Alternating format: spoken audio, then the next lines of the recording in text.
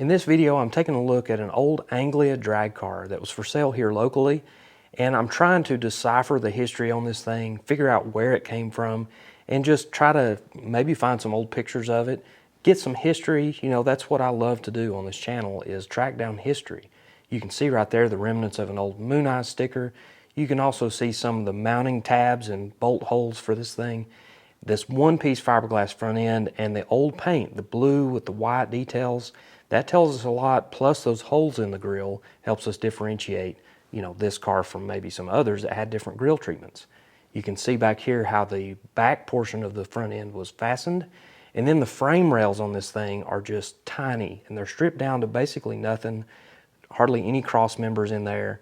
There's just not a whole lot to see in terms of suspension, but back here you can see an old sticker, and that helps us really identify something like this. It says balanced by Beazle, and I couldn't really tell.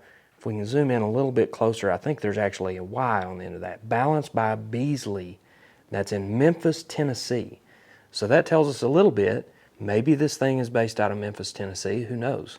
But you can see some of the frame modifications. You see they've cut some of the cross members out. They've added new brackets here and there.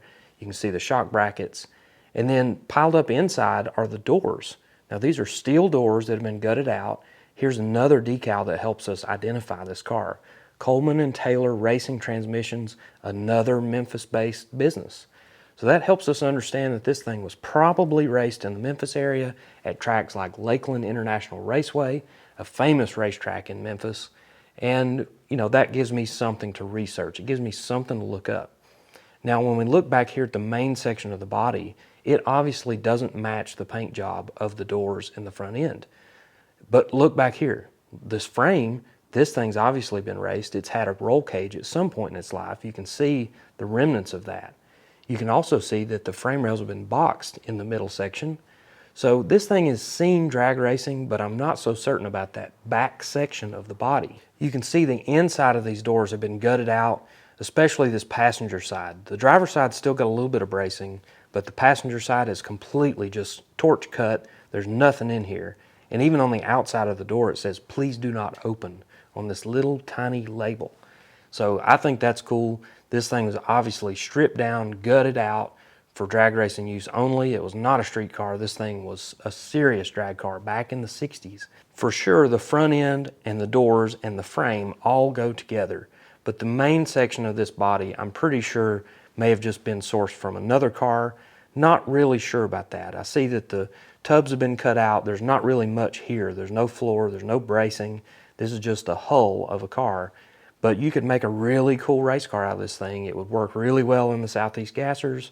Who knows what you could do with this car. But what I really liked were these historical pieces, like these remaining decals, the old gutted out doors, and of course the blue Lexan windows. That's a cool touch. But the fact that this paint is remaining, that's awesome. The really cool part about this car is that it was stored inside of a school bus in a junkyard for who knows how long. I don't know the history on this thing, but I am dying to find out. I'm going to be searching night and day for pictures of this car when it was on the racetrack.